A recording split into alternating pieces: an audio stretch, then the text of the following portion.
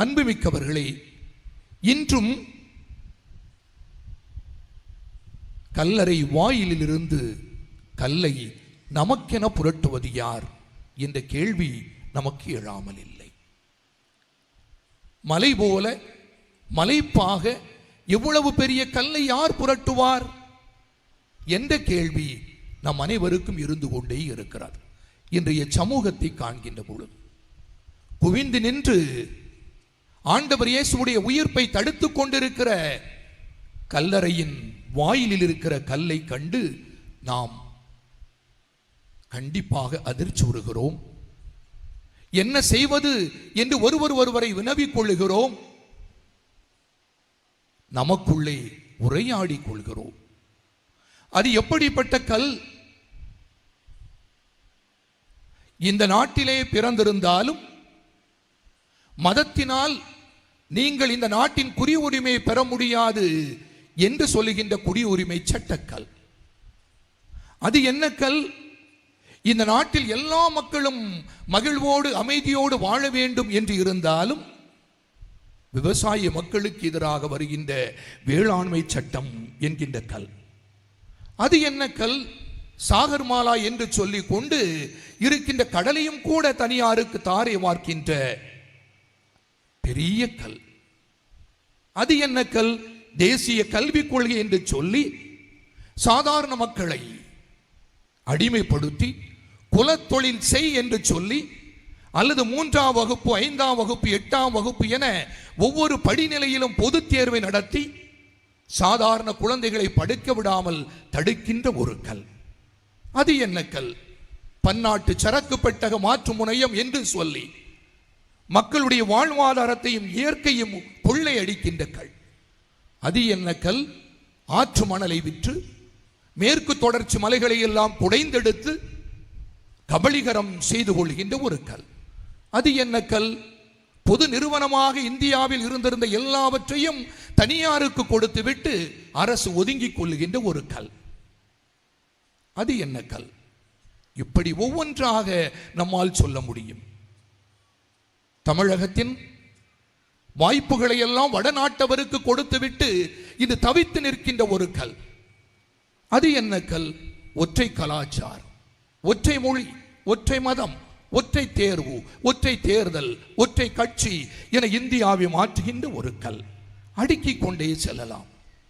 கல்லறை வாயிலிருந்து யார் கல்லை புரட்டுவார் என்கின்ற கேள்வி எழுப்பி சென்ற அந்த பெண்களை போல ஆண்டவரை தேடி செல்கின்ற பொழுது இந்த உயிர்ப்பின் அனுபவம் எப்படி எங்களுக்கு கிடைக்கும்?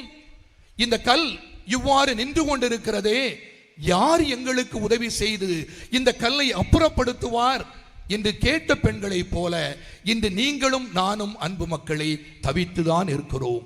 பெரிய கற்களாக மலையை போல மலைப்பை ஏற்படுத்துகின்ற கல்லை கண்டு நாமும் இச்சமூகத்தில் தவித்துதான் இருக்கிறோம்.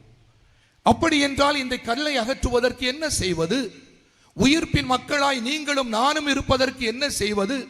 அல்லேலூயா என்கிற புகழ் பாடலை பாடி ஆண்டவர் இயேசுவுடைய உயிர்ப்பை அறிவிப்பதற்கு நானும் நீங்களும் என்ன செய்வது? இதுதான் இன்றைய இரவு கேள்வியாக நம் முன்னே வைக்கப்படுகிறது. விடியலை காண வேண்டும் என்றால் இன்று கல் புரட்டப்பட்டுதான் ஆக வேண்டும்.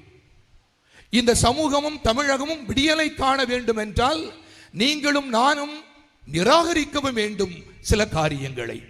எதனை நிராகரிக்க வேண்டும்?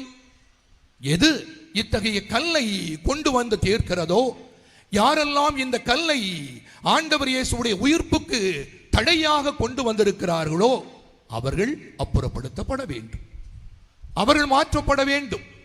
அவர்கள் யார் என்றாலும் அதுதான் இந்த உயிர்ப்பு நமக்கு தருகின்ற செய்தியாக இருக்கிறது. அந்த உரிமை உங்களுக்கு இருக்கிறது, எனக்கு இருக்கிறது. எனவே எந்த கல் நானும் நீங்களும் இந்த ஆண்டவர் இயேசுவுடைய உயிர்ப்பினை தரிசிக்க, அன்றாட வாழ்வில் கண்டுகொள்ள, உயிர்ப்பினை கொண்டாட தடையாக இருக்கிறதோ அந்த கல்லை புரட்டி போடத்தான் வேண்டும், மாற்றி ஆகத்தான் வேண்டும், வாக்களிக்கத்தான் வேண்டும், வாக்கின் வழியாக அது மாற்றப்படவும் வேண்டும். அன்பு மக்களே, இதுதான் இந்த உயிர்ப்பு நமக்கு தருகின்ற செய்தி.